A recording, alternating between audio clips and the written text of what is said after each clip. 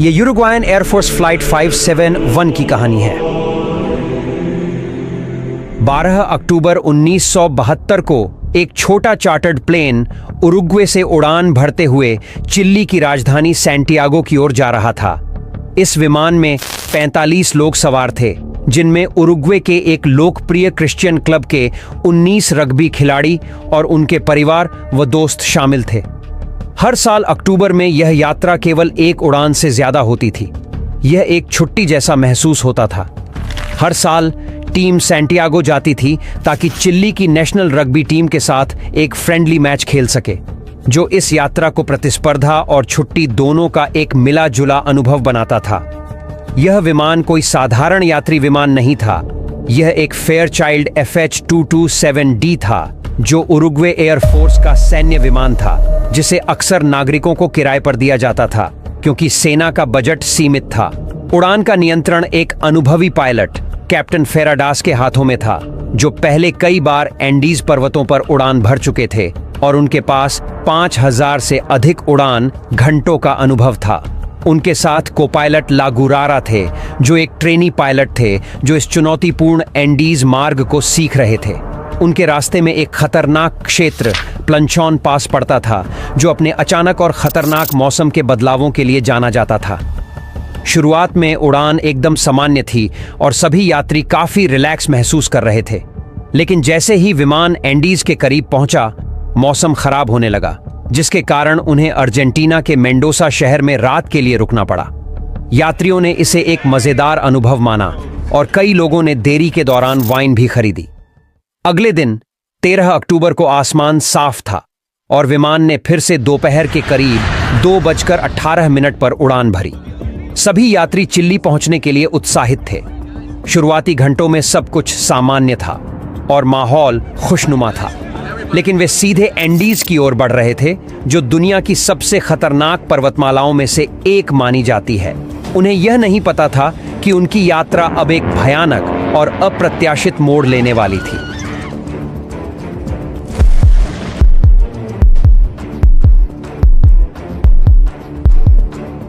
जैसे ही विमान एंडीज पर्वतमालाओं के ऊंचाई वाले क्षेत्रों में पहुंचा, पायलट सावधान हो गए। उन्हें पता था कि इन पर्वतों की चोटियों की ऊंचाइयां इतनी ऊंची थीं कि विमान की अधिकतम ऊंचाई, जो 22,500 फीट थी, से भी ऊंची थी। कुछ चोटियों की ऊंचाई तो 22,800 फीट तक थी, जो इस उड़ान को और भी जोखिम भरा बना रहा था। दोपहर के 3:21 पर विमान को एक तंग मार्ग प्लंचॉन पास से गुजरना था, जिसमें काफी सतर्कता की जरूरत थी। ट्रेनी को पायलट लेगुरारा को इस चुनौतीपूर्ण क्षेत्र में उड़ान अभ्यास के लिए नियंत्रण सौंपा गया। उन्होंने सोचा कि वे सैंटियागो के करीब पहुंच गए हैं और दोपहर 3:24 पर सैंटियागो के एयर ट्रैफिक कंट्रोल से संपर्क किया। लेगुरारा ने बताया कि वे क्यूरिको के पास हैं और अनुमान लगाया कि वे सैंटियागो 8 मिनट में पहुंच सकते हैं। इसके बाद उन्होंने विमान को 10,000 फीट तक नीचे लाने की अनुमति मांगी, लेकिन यहां पर कोपायलट ने एक गंभीर गलती कर दी। विमान अभी भी पहाड़ों में था और क्यूरिको से काफी दूर था। जैसे ही उन्होंने नीचे उतरना शुरू किया, विमान घने बादलों और तेज हवाओं में फंस गया, जिससे दृश्यता बहुत कम हो गई और विमान बुरी तरह हिलने लगा। यात्री, जिनमें रग्बी खिलाड़ी भी थे, इस झटके को मजाक में ले रहे थे और हंसी मजाक करके तनाव कम करने की कोशिश कर रहे थे। कुछ लोग खिड़कियों से बाहर झांकने लगे, लेकिन उन्हें केवल बादल ही दिखाई दे रहे थे। अचानक कॉकपिट में अलार्म बजने लगे। पायलटों ने भय के साथ महसूस किया कि वे एक पहाड़ के बहुत करीब थे, जो बादलों में छुपा हुआ था। उन्होंने विमान को ऊपर उठाने की पूरी कोशिश की, लेकिन अब बहुत देर हो चुकी थी। विमान का पिछला हिस्सा एक पहाड़ से टकराया और तुरंत उसका टेल टूटकर अलग हो गया। कुछ यात्री जो अपनी सीटों में बंधे हुए थे, विमान से बाहर गिर गए और ठंडी पहाड़ियों में खो गए। फिर एक और पहाड़ से टकराकर विमान का बायां पंख भी अलग हो गया। अब बिना पंखों और टेल के विमान का मुख्य हिस्सा एक बर्फीले ग्लेशियर पर तेजी से फिसलने लगा, लगभग 350 किलोमीटर प्रति घंटे की रफ्तार से। कई बार टकराते हुए अंत में यह एक ढलान पर आकर रुका जिसके बाद विमान के कुछ हिस्से चारों ओर बिखर गए। चमत्कारिक रूप से विमान में सवार 45 लोगों में से 33 जीवित बच गए।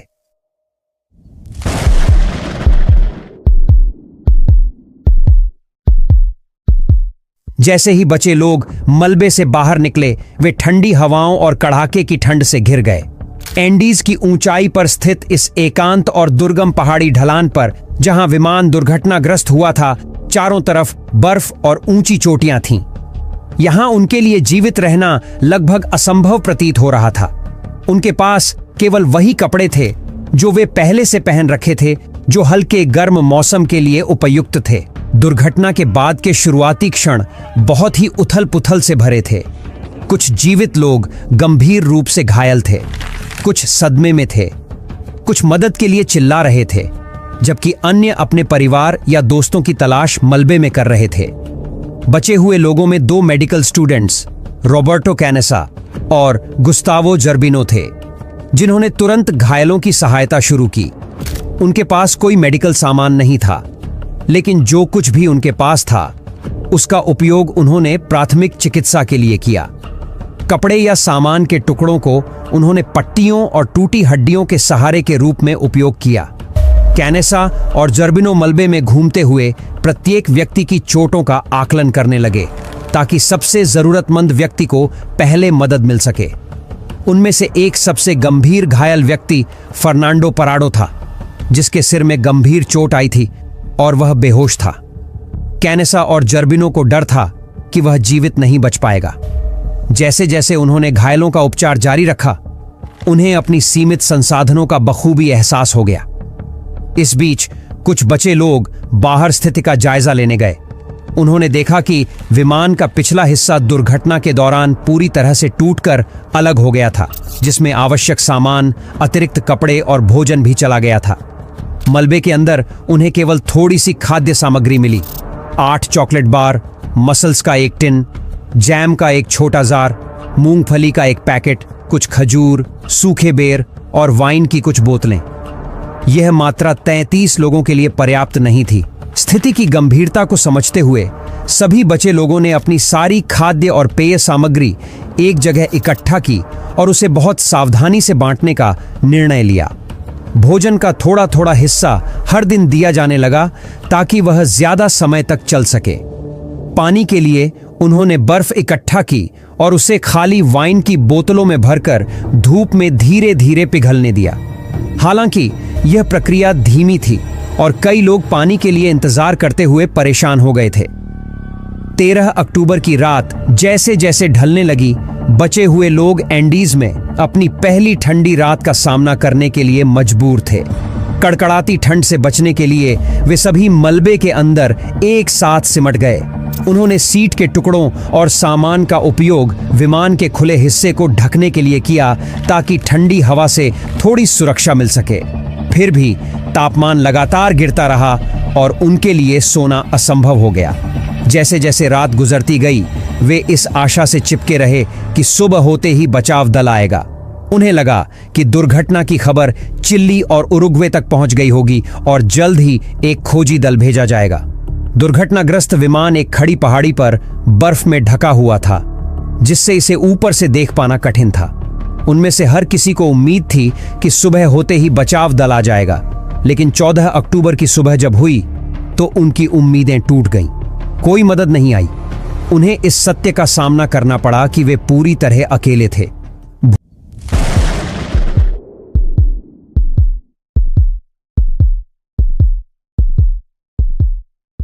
दुर्घटनाग्रस्त विमान एक खड़ी पहाड़ी पर बर्फ में ढका हुआ था, जिससे इसे ऊपर से देख पाना मुश्किल था। साथ ही सूरज की तेज चमक बर्फ पर टकराकर उनकी आंखों में जलन और धुंधलापन पैदा कर रही थी। इस स्थिति को स्नो ब्लाइंडनेस कहा जाता है। उनकी ताकत लगातार घट रही थी, लेकिन कुछ बचे हुए लोगों ने मदद का इशारा करने की कोशिश की। उन्होंने बैगों से लिपस्टिक और नेल पॉलिश इकट्ठा की और प्लेन के ऊपर SOS लिखने की कोशिश की। उम्मीद थी कि अगर कोई विमान ऊपर से गुजरे तो ये चमकीले अक्षर पायलट की नजर में आ जाएं, लेकिन जल्द ही उनका सामान खत्म हो गया और वे इसे पूरा नहीं कर सके। उन्होंने बैग और अन्य सामान को बर्फ पर क्रॉस के आकार में भी सजाया ताकि ऊपर से इसे आसानी से देखा जा सके। जैसे जैसे रात होती गई, तापमान और भी गिरता गया और उन्हें एक और ठंडी रात का सामना करना पड़ा। उनमें से कई और कमजोर हो चुके थे। दुर्भाग्यवश 5 और यात्रियों ने रात में ही दम तोड़ दिया। उनकी मौत का दुख बाकी बचे लोगों पर भारी पड़ रहा था। अब उनकी संख्या केवल 28 रह गई थी। अक्टूबर 15 की सुबह बचे हुए लोगों ने भारी दिल के साथ फैसला लिया कि उन्हें अब जीवित रहने के लिए कुछ और करना होगा, क्योंकि अभी तक कोई भी रेस्क्यू टीम नहीं पहुंची थी। उन्हें अब महसूस हो गया था कि वे शायद लंबे समय तक फंसे रहेंगे। अगले कुछ दिनों तक उन्होंने छोटे छोटे हिस्सों में खाना शुरू किया। कभी एक छोटा सा चॉकलेट का टुकड़ा खा लेते तो कभी वाइन की एक घूंट पी लेते। यह उन्हें थोड़ा सहारा जरूर देता था, लेकिन भूख की तड़प हमेशा बनी रहती थी। 16 अक्टूबर को, यानी दुर्घटना के 3 दिन बाद, फर्नांडो पराडो कोमा से जाग जाते हैं। उनके सिर में गंभीर चोटें थीं और किसी को उम्मीद नहीं थी कि वह बच पाएंगे। जब वह होश में आते हैं तो उन्हें पता चलता है कि उनकी मां इस हादसे में मारी गई हैं और उनकी बहन गंभीर रूप से घायल है। यह खबर सुनकर वह टूट जाते हैं, लेकिन अपनी बहन को बचाने की उम्मीद में अपना खाना और पानी उसे दे देते हैं। दुर्भाग्यवश 8 दिन बाद उनकी बहन की हालत और बिगड़ जाती है और वह भी दम तोड़ देती है। अपनी बहन को खोने का दुख फर्नांडो पराडो के लिए अत्यंत दर्दनाक था, लेकिन इसने उन्हें एक नई दृढ़ता दी, खुद को और दूसरों को बचाने के लिए। बीतते समय के साथ वे कभी कभी ऊपर से विमान उड़ते हुए सुनते और हर बार वे मदद के लिए हाथ हिलाते और चिल्लाते, लेकिन सफेद प्लेन बर्फीले पहाड़ों के बीच से दिखाई देना मुश्किल हो रहा था। हर असफल कोशिश के बाद वे और भी हताश और अकेला महसूस करने लगे थे। 21 अक्टूबर को, दुर्घटना के 8 दिन बाद, उन्होंने एक छोटा रेडियो चालू करने में सफलता पाई, लेकिन जो उन्होंने सुना वह बेहद निराशाजनक था। रेस्क्यू टीम ने मान लिया था कि इस दुर्घटना में कोई भी जीवित नहीं बचा है और उन्होंने तलाश भी बंद कर दिया है। यह खबर सुनकर कई लोग टूट गए और रोने लगे, जैसे उनकी सारी आशाएं खत्म हो गई हों। लेकिन फर्नांडो पराडो ने कुछ अलग महसूस किया। उन्होंने चुपचाप एक निर्णय लिया कि यदि उन्हें बचाने कोई नहीं आ रहा तो वह खुद को और अपने साथियों को बचाने का रास्ता निकालेंगे। उस दृढ़ संकल्प के साथ उन्होंने खुद को बचाने के लिए एक अविश्वसनीय योजना बनानी शुरू की।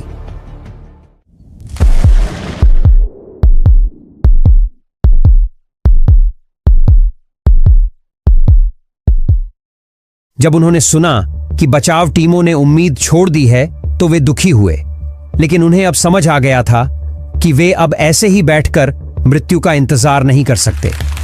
11वें दिन तक भूख असहनीय हो गई थी और वे लगातार कमजोर होते जा रहे थे। कुछ लोग इतने दुबले हो गए थे कि उन्हें पहचानना मुश्किल हो गया था। उनके पास खाने के लिए कुछ भी नहीं बचा था, न तो कोई जानवर, न कोई पौधा और न कीड़े। उनकी खाने की सारी चीजें खत्म हो चुकी थीं और यहां तक कि सीटों के चमड़े को चबाने से भी उन्हें उल्टी होने लगी थी। इस स्थिति में एक मेडिकल छात्र रॉबर्टो कैनेसा ने एक चौंकाने वाला सुझाव दिया कि जीवित रहने के लिए उन्हें उन लोगों के शवों को खाना होगा जो इस दुर्घटना में पहले ही मारे जा चुके थे। यह एक भयावह विचार था, लेकिन कैनेसा ने समझाया कि शायद यही उनका जीवित रहने का एकमात्र रास्ता हो सकता है। घंटों तक उन्होंने इस फैसले पर बहस की और इसके दर्द का सामना किया। ये वही लोग थे जिनके साथ वे हंसे, खुशियां बांटी और कुछ दिन पहले तक साथ में वक्त गुजारा था। यह विचार दिल तोड़ देने वाला था, लेकिन उन्हें अपनी स्थिति की कड़वी सच्चाई का सामना करना पड़ा। अंततः उन्होंने इस पर सहमति बनाई कि अगर उनमें से कोई भी जीवित नहीं रहता है तो उनके शरीर को दूसरों के जीवन बचाने के लिए इस्तेमाल किया जाएगा। कैनेसा ने सबसे पहले कोशिश की। उन्होंने एक छोटा सा टुकड़ा खाया, यह जानते हुए कि यही उनके जीवित रहने का एकमात्र तरीका है। धीरे धीरे बाकी ने भी उसका अनुसरण किया, भले ही उनके लिए यह भावनात्मक रूप से बहुत पीड़ादायक था। एक रात जब वे ठंड से बचने के लिए विमान के अवशेषों में इकट्ठे हुए थे, तभी उन्हें एक गहरी गड़गड़ाहट की आवाज सुनाई दी। अचानक बर्फ का एक विशाल हिमस्खलन विमान के मलबे पर आ गिरा, जिससे वे बर्फ के नीचे दब गए, अंधेरे में फंसे और चारों ओर बर्फ से घिरे।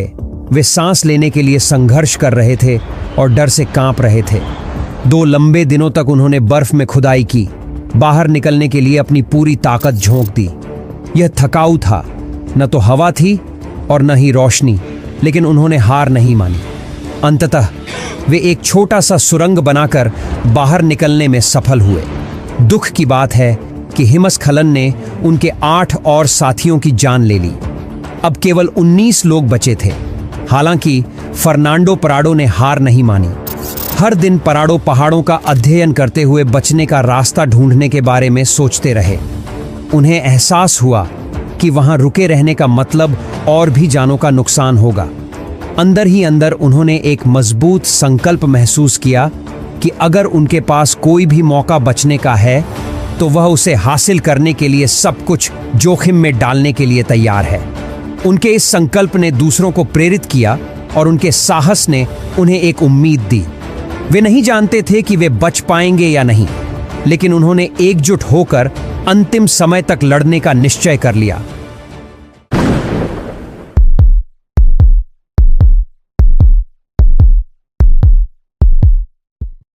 दुर्घटना के 2 महीने बाद फर्नांडो पराडो और रॉबर्टो कैनेसा ने बर्फीले पहाड़ों से बाहर निकलने का साहसी निर्णय लिया।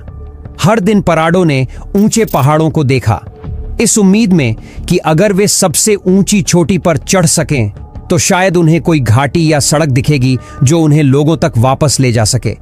उनके पास पर्वतारोहण का कोई अनुभव नहीं था, बहुत ही कम संसाधन थे और ठंडी हवा उनके मिशन को बेहद जोखिम भरा बना रही थी।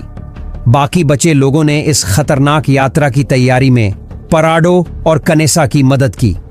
उन्होंने विमान के मलबे से सामग्री का उपयोग करके उपकरण बनाए। 18 वर्षीय कार्लोस ने अपने सिलाई किट से एक साधारण स्लीपिंग बैग बनाया, जिसमें सीटों से निकाला गया सामग्री भरा गया ताकि रात में उन्हें गर्म रख सके। ठंड से बचने के लिए पराडो और कैनेसा ने जितने भी कपड़े मिल सके पहन लिए। 12 दिसंबर 1972 को दुर्घटना के ठीक 2 महीने बाद पराडो और कनेसा ने पश्चिम की ओर अपनी यात्रा शुरू की। उनके साथ एंटोनियो विजिंटिन भी थे, जो सामान ले जाने में मदद करने आए थे। बाकी बचे लोगों ने उन्हें बर्फीली पहाड़ियों पर चढ़ते देखा, इस अनिश्चितता के साथ कि वे अपने दोस्तों को फिर से देख पाएंगे या नहीं। उनके लिए पहला दिन बेहद कठिन था। गहरी बर्फ में चलना हर कदम पर भारी पड़ रहा था और पतली हवा में सांस लेने में मुश्किल हो रहा था। वे लड़खड़ाते हुए आगे बढ़ रहे थे और अपनी सारी ताकत लगा रहे थे। रात में ठंड इतनी ज्यादा थी कि चुभन महसूस हो रही थी, लेकिन वे खुद को बार बार याद दिला रहे थे कि वे सहायता पाने के करीब पहुंच रहे हैं। तीसरे दिन तक खाना भी लगभग खत्म हो चुका था। तब उन्होंने यह फैसला किया कि विजिंटिन को वापस दुर्घटना स्थल पर लौट जाना चाहिए ताकि दोनों लोगों के लिए खाना बचाई जा सके। पराडो और कनेसा ने आगे चढ़ाई जारी रखने का निश्चय किया। उनके मन में एक दृढ़ संकल्प था कि उन्हें पहाड़ की चोटी तक पहुंचना ही है। 20 दिसंबर को 1 हफ्ते से भी अधिक समय तक चढ़ाई करने के बाद वे आखिरकार एक ऊंची चोटी पर पहुंचे। उनके शरीर बेहद कमजोर हो चुके थे और खाने का सामान खत्म हो गया था, लेकिन नीचे घाटी की ओर देखने पर उन्हें एक अद्भुत नजारा दिखाई दिया। वह हरी भरी घाटी और बहती नदियों का दृश्य था जिसने उनमें नई उम्मीद भर दी। उन्हें यकीन हो गया कि घाटी के नीचे लोग हो सकते हैं जो उनके दोस्तों को बचाने में मदद कर सकते हैं।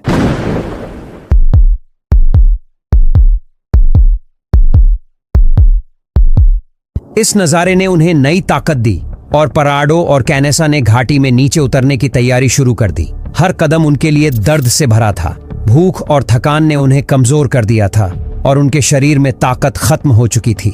कई दिनों से उन्हें कुछ खाने को नहीं मिला था, लेकिन अपने दोस्तों को बचाने का विचार उन्हें आगे बढ़ने की ताकत दे रहा था। 20 दिसंबर की शाम तक वे घाटी में नीचे उतर गए। अचानक उन्होंने एक मैदान में गायों का झुंड देखा। यह दृश्य उनके लिए उम्मीद की नई किरण लेकर आया, क्योंकि यह संकेत था कि वहां इंसान जरूर होंगे। 21 दिसंबर की सुबह जब वे नदी के किनारे चल रहे थे तो उन्होंने देखा कि एक आदमी घोड़े पर सवार होकर दूसरी ओर से आ रहा है। वे उत्साह में चिल्लाने लगे और हाथ हिलाकर उसका ध्यान आकर्षित करने की कोशिश की। वह आदमी, जो एक चरवाहा था जिसका नाम सर्जियो कैटालन था, उन्हें देख तो पाया, लेकिन नदी के तेज शोर के कारण उनकी आवाज नहीं सुन सका। उसने इशारे से समझाया कि वह अगले दिन लौटेगा। अगले दिन सुबह सर्जियो कैटालन अपना वादा निभाते हुए लौटा। उसने अपने साथ एक पेन और कागज लाया और कागज को एक पत्थर से बांधकर नदी के उस पार फेंक दिया। पराडो और कनेसा ने जल्दी से उस पर एक संदेश लिखा, जिसमें अपनी स्थिति बताते हुए लिखा, मैं उस विमान से आया हूं जो पहाड़ों में दुर्घटनाग्रस्त हुआ था। हमारे साथ 14 लोग और जीवित हैं। हमें तत्काल मदद चाहिए। उन्होंने वह पत्थर वापस चरवाहे की ओर फेंक दिया, जिसने संदेश को पढ़ा और तुरंत स्थिति की गंभीरता को समझा। वह मदद का आश्वासन देकर नजदीकी कस्बे की ओर भागा ताकि अधिकारियों को सूचित कर सके। यह खबर तेजी से फैल गई और उरुग्वे और चिली में बचे लोगों के परिवारों को यह पता चला कि फ्लाइट 571 के कुछ यात्री अब भी जीवित हैं।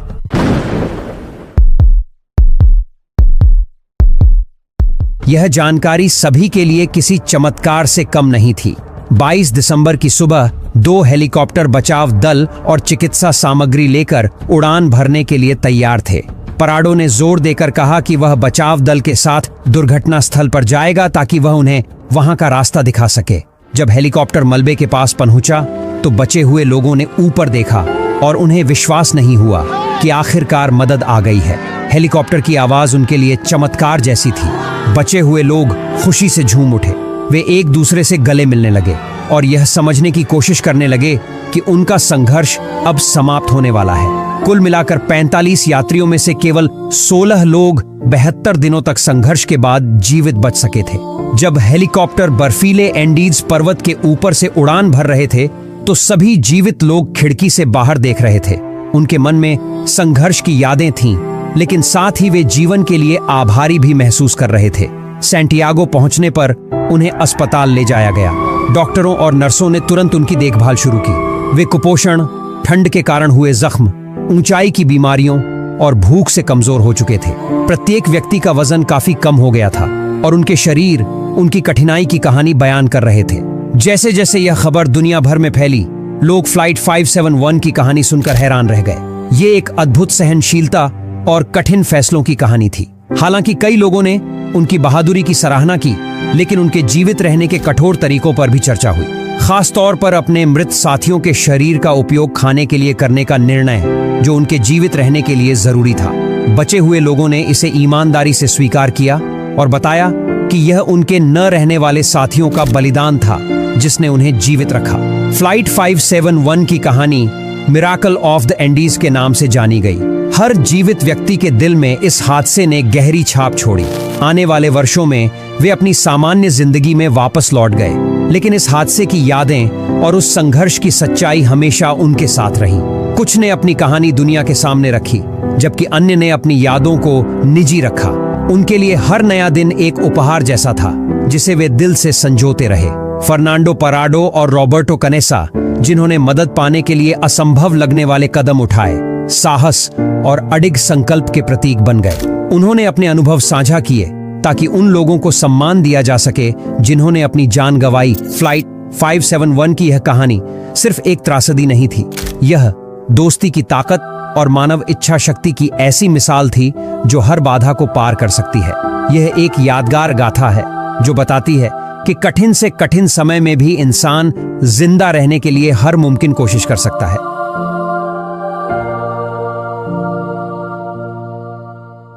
अगर ये वीडियो आपको हैरान कर गया तो आगे जो कहानी है वो आपकी सोच से भी परे है। देखिए अगले वीडियो में एक विमान हादसा जिसका सच आज भी छुपा है। सच्चाई जानने के लिए यहां क्लिक करें और मैं आपको 1 सेकंड बाद वहीं मिलूंगा। धन्यवाद।